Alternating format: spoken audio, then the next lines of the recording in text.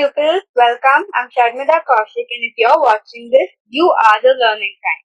This is brought to you by Perpetual Pupil, experts at learning and development, currently focused on bringing new perspectives to education. Are actually designing a internship program called Social Entrepreneurship Project. Very.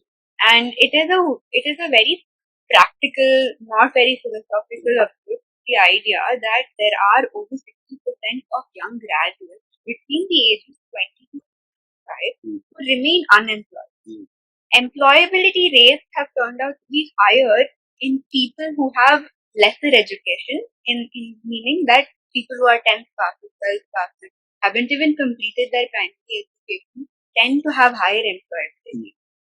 We track that down to understand a skill in people who pursue higher education, specifically because higher education institutions and structures don't support skill development with equal importance as it does in theoretical or technical. So this internship is for us an idea to bridge the gap between both the social and private sectors of education, as well as to see to that there is an equal opportunity for all students or young graduates to acquire those skills that they need in order to be employed when they want. We have come across a lot of ideologies and points, perspectives in this short discussion of ours, and I want to understand what is your idea of liberalism for education. So, in educational liberalism, what does it entail? Maybe I will have to get back to some of the sources of my inspiration. Of course, my source of inspiration is not one or two sources, it's eclectic. Of course, you have Nayi Talim of Mahatma Gandhi, you have Rabindranath Tagore's imagination of liberalism, freedom as Giddu Krishnamurti imagined, Paulo Freire's pedagogy of the oppressed, all are there. But one thing that led me to all these thought processes is Krishna Kumar, Professor Krishna Kumar, who happened to be the director of NCRT. So, liberalism in education comes from my understanding of Krishna Kumar. One of the first book that I read of Krishna Kumar is What is Worth Teaching? I think liberalism begins with this fundamental question. What is worth teaching? What it means to be taught? You can approach this answer psychologically, pedagogically, or a little more pragmatically. Now, when you approach a question pragmatically, then it becomes training. And training has never been able to produce long-lasting impact on society. For instance, let me give you an example. I have written this in my book also. When WTC towers were brought down, 9/11 incident, suddenly there was some kind of panic. There was some kind of dystopia that emanated in American society. So one of the ways by which America responded was to ensure that police officers are trained in policing. And when you shift from training, shift from education of the police officers to training, you will train them in a specific skill, how to shoot. Yeah.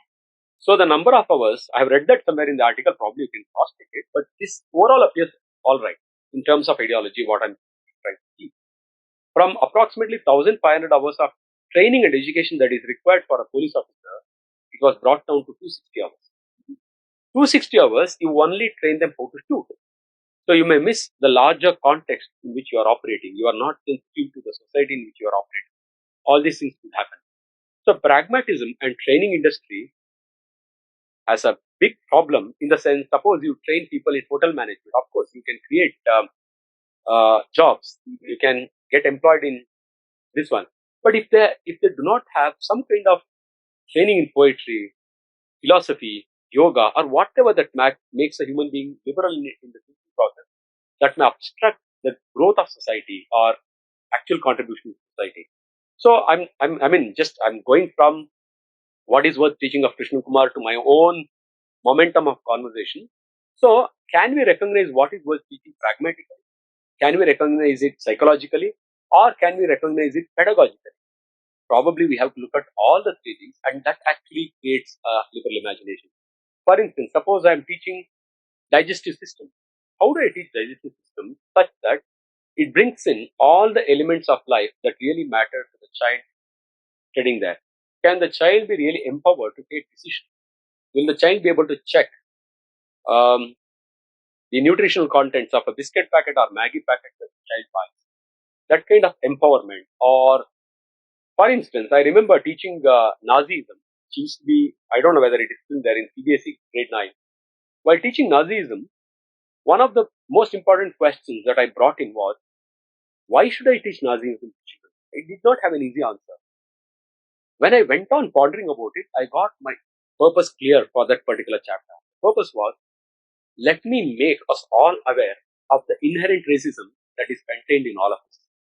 And I can see it is not, is Hitler to be blamed? Then you can make it into a blame game and reduce it.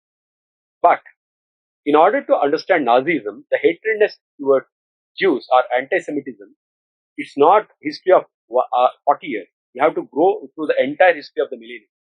So you bring the whole millennium. You look at Shakespeare, how he uses Shylock, or look at Jew of Malta by Marlowe.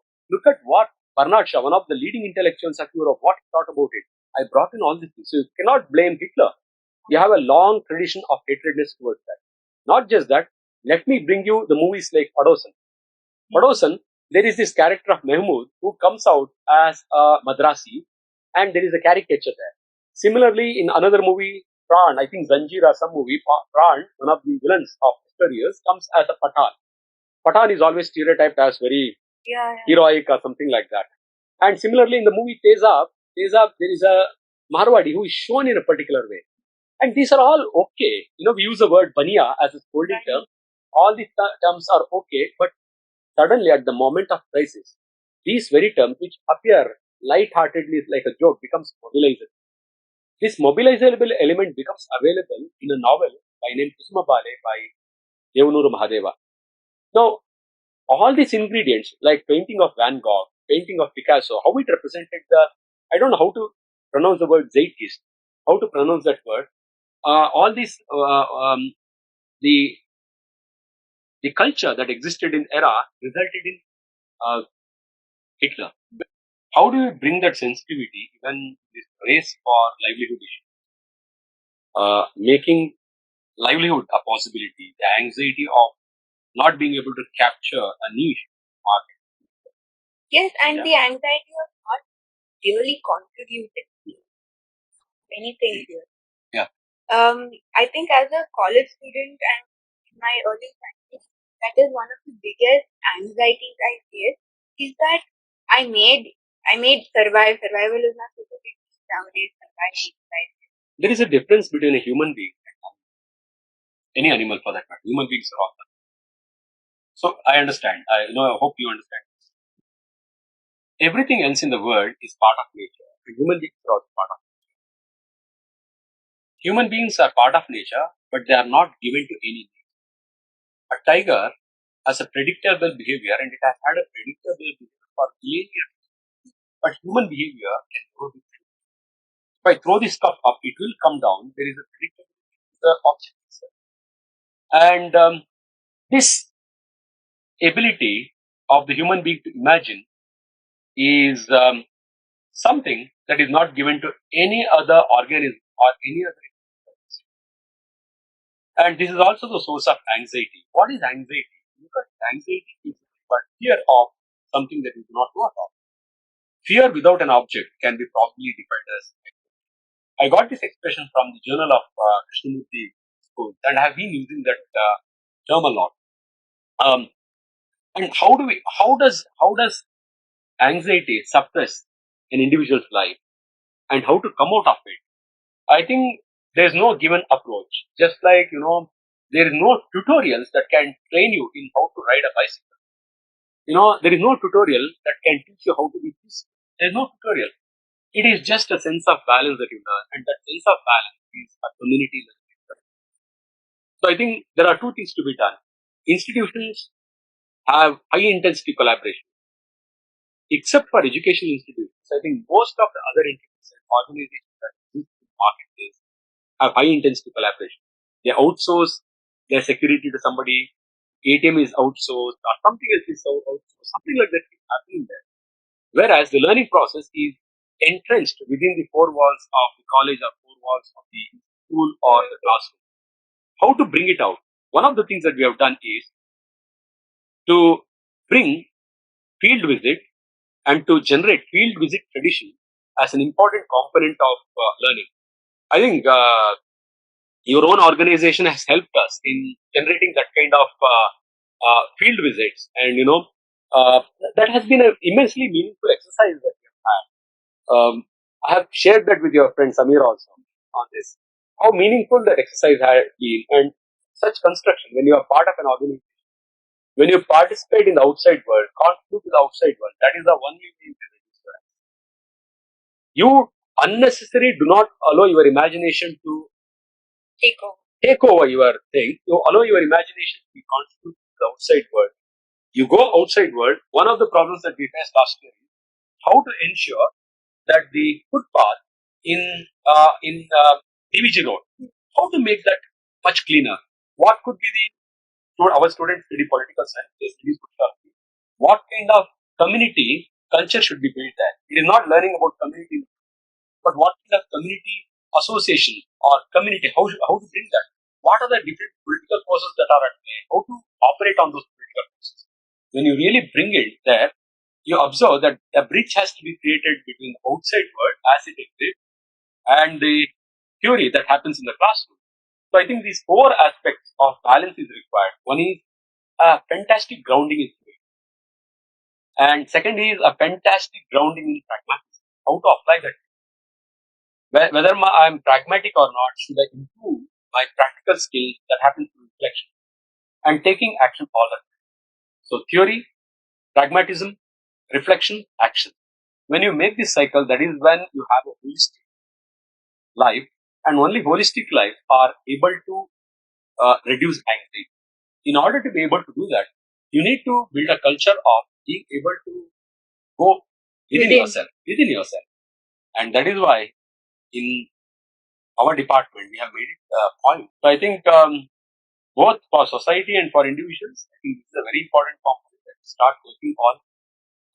Public education program, internships, social work, social project. I don't think any education can be of any meaning without it.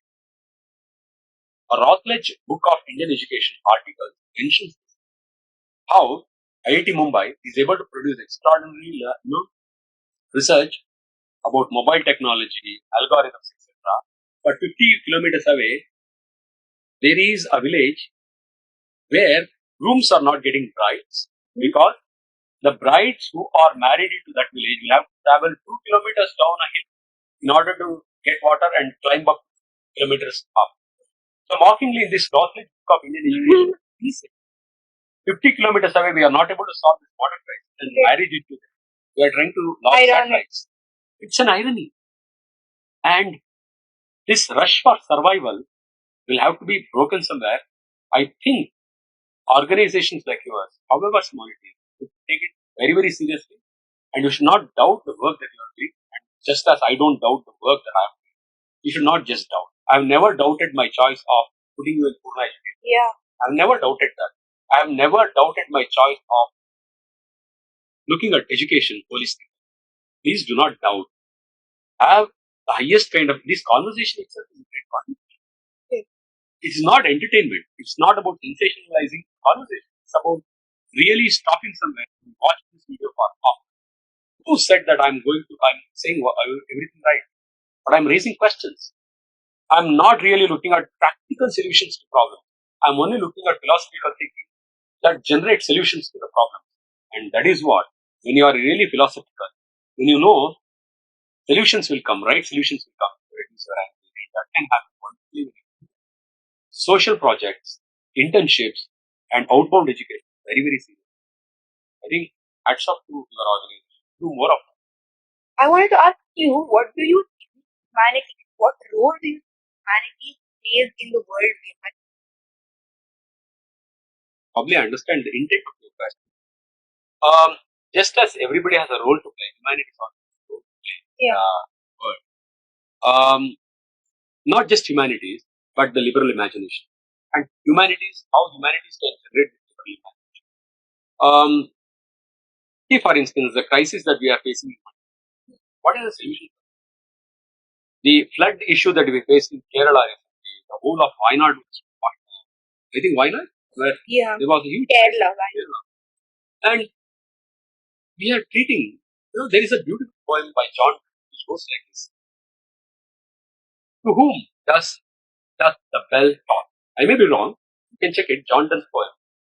To whom does the bell toll? It speaks about a poem which speaks about a question. It is in the form of a dialogue, the poem. The question asked, whom does the bell ring? And the poet says it rings for you. Because a bell ringing at odd times is about some death or some kind of untoward incident that has happened in the village. The church bell. So if the bell rings at odd times, they are 9 o'clock. Otherwise, the bell rings at 12 p.m. or 12 a.m., something like that. If it rings at odd times, the question is, everybody who is working will raise and ask, whom does the bell toll? It calls for you. So the very question, you are seeing that as something that exists somewhere, it is Right close to you. here. Similarly, this ability to see that the flood that happened in Wayanad, or the violence that happened in somewhere, Manipur, or the marine lands that are getting submerged in the ocean, for whom is it? It's for me. For us. Humanities actually extend this imagination beyond the spatio-temporal position where I'm stuck in and brings you into an extended reality and part of. Once you are trained in humanities, you can no longer take time. You can no longer stare at a child. And that is a fundamental aspect that educationists can bring into the classroom, where violence suddenly stops. You become intensely compassionate. It is a beautiful thing. And I'm not at that level of maturity, but imagination is what is required. And humanities, done well, should bring that. Why not? That you are reading in the newspaper is your tomorrow. Yeah. I'm not able to connect. This supreme intelligence of being able to connect apparent to incorrect is what we discuss. Look at this aspect of intelligence. What is intelligence? Being able to connect apparently unconnected aspects. For example, the tide in the ocean to The wind. wind or apparently there is no connection. It is about that connection. The day and night is about movement of Earth around the sun. Apparently no connection. Being able to make that connection is intelligence. Humanity brings our intelligence to light. There is a connection between what is happening there and we. The climate crisis today is my restlessness. If you don't connect that, if you are not able to see that holistically, what is the purpose of life itself? One of the questions that I really wanted to ask you in this podcast is, how do you view what is it that makes an organization? Simple. It just involves 3 terms. Number 1, integrity.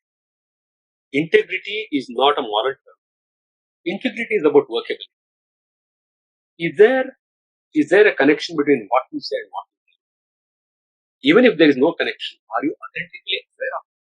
Do you acknowledge that? Do you acknowledge your own vulnerability? All these things become your integrity. Integrity is a very critical component of any organization, and especially education. I want to speak a little bit more about it, but I don't know whether it's full style, but it's very critical that we understand. It's like without integrity, teachers lose their transformational power of the words that we use. For example, when I use an expression like, that is why you should have a balanced diet. This kind of moralistic, expression has no moral power. Only when I become vulnerable and share with the students, saying that I gave you a homework that you all eat balanced diet, but I haven't been able to do that. It is integrity. Integrity is very, very critical, where everybody is vulnerable. Everybody acts like a human being, not like some people. Not as if I am right. Yeah. Integrity is very critical. But integrity is a large interest. So I will go deeper. Second is strategy. Strategy is about, do you have a plan to move from A to B? Strategy is very, very critical component. Don't start moving without a strategy, without a plan. Second is competency. recognize the competency, build your competency. It could be competency of pedagogy, it could be classroom management, communication. Don't leave gaps anywhere. When these three things are there, or alignment is there between strategy and competency, naturally trust builds amongst all the people. Ask yourself a question. Will any organization without any of these three things, can it be trusted? Unless trust is established inherently as a right brain process, imagine a child cannot express, but able to see that, you cannot create extraordinary organization. So organizational excellence is all about integrity, competency, and strategy. But exit statement necessarily consolidate it and integrate it. I think if there are two or three things that I have to say as a brief statement, I would recommend three things. Number one, can we teachers move from systemic rules to the role of civilization? Moving from systemic teacher to civilization, rather than looking at ourselves as people who have to cover syllabus, complete examination. I am not an agent who is actually fulfilling the desire of somebody to have certificate. Second aspect is, can we move from sample to metaphor? Suppose I am teaching Egypt. Why should I limit myself to Egypt? Egypt is a sample, a pretext, in order for me to be able to expose the children the whole story about the country itself. So once you understand Egypt, India can be any other country. So there is whole context that gets generated.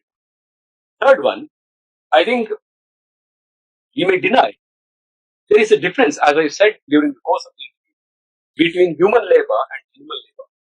Animal labor is all about survival. Ask yourself, is human labor about that?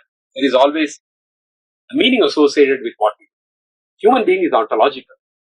If we don't tap into this ontological essence of being human, we will never be satisfied. So create this self-awareness among ourselves. Let us create this podcast as a medium to create that kind of self-awareness.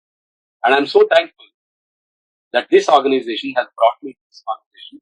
Thank you so much, Perpetual Films, for this wonderful conversation. It was extremely beautiful. It consolidated a lot of my points. Thank you once again. So this is a small token of our gratitude that you came here today. What is this? Plant. Succulent. Yeah. Wow. Following that, I think all of you perpetual people, thank you so much. Please like, share, and subscribe to our channel. And until next time, don't stop learning.